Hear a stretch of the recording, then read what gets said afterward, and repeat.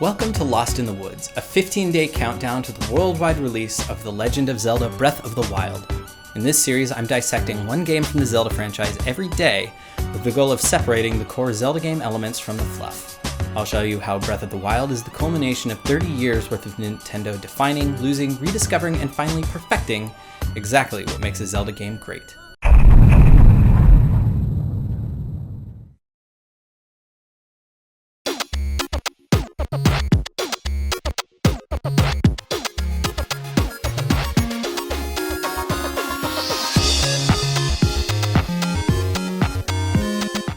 Even though Nintendo is a behemoth company with behemoth goals, you can never claim that they don't listen to their fans.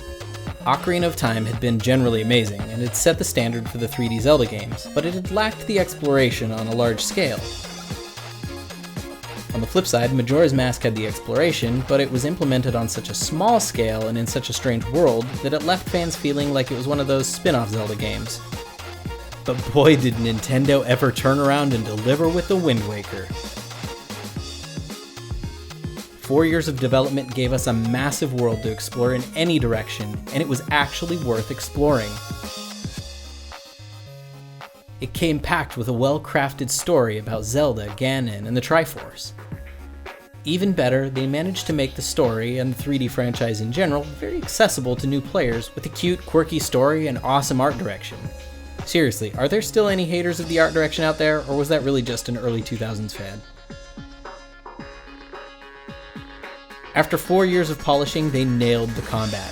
And when I say nailed it, I mean they nailed it. It was solid, fluid, and full of character. There was Mickey Mousing, the side rolling, the chopping off of pieces of armor a bit at a time.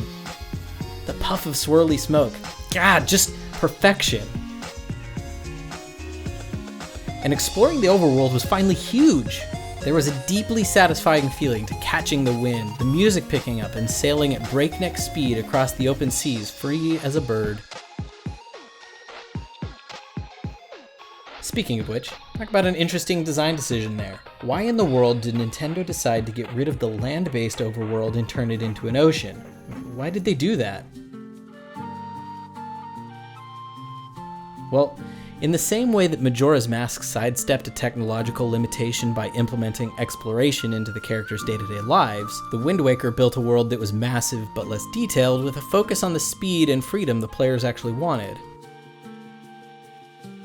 It was a brilliant way to give players the massive overworld they'd been clamoring for without compromising on the quality of the experience.